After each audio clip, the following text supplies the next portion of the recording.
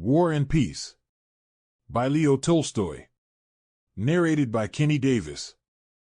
Book 1, 1805. Chapter 1.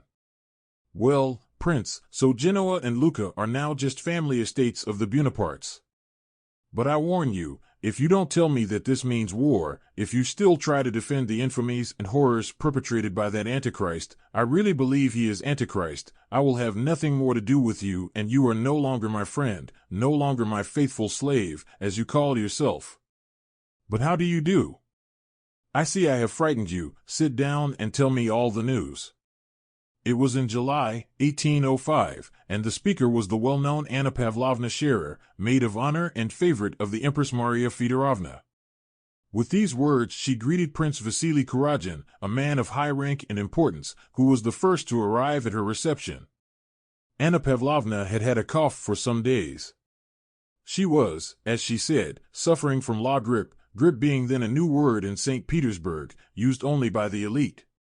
All her invitations, without exception, written in French, and delivered by a scarlet-liveried footman that morning, ran as follows: If you have nothing better to do, Count, or Prince, and if the prospect of spending an evening with a poor invalid is not too terrible, I shall be very charmed to see you tonight between 7 and 10, and at Scherer. Heavens! What a virulent attack, replied the prince, not in the least disconcerted by this reception. He had just entered, wearing an embroidered court uniform, knee breeches, and shoes, and had stars on his breast and a serene expression on his flat face. He spoke in that refined French in which our grandfathers not only spoke but thought, and with the gentle, patronizing intonation natural to a man of importance who had grown old in society and at court.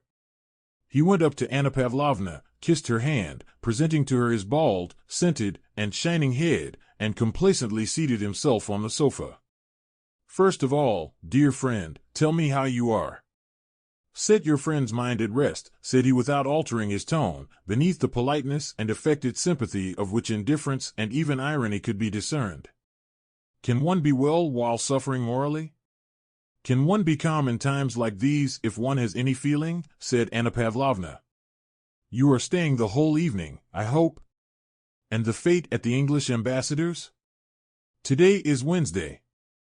I must put in an appearance there, said the prince. My daughter is coming for me to take me there. I thought today's fete had been cancelled. I confess all these festivities and fireworks are becoming wearisome.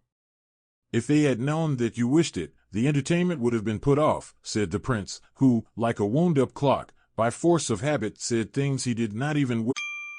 Sample complete. Ready to continue?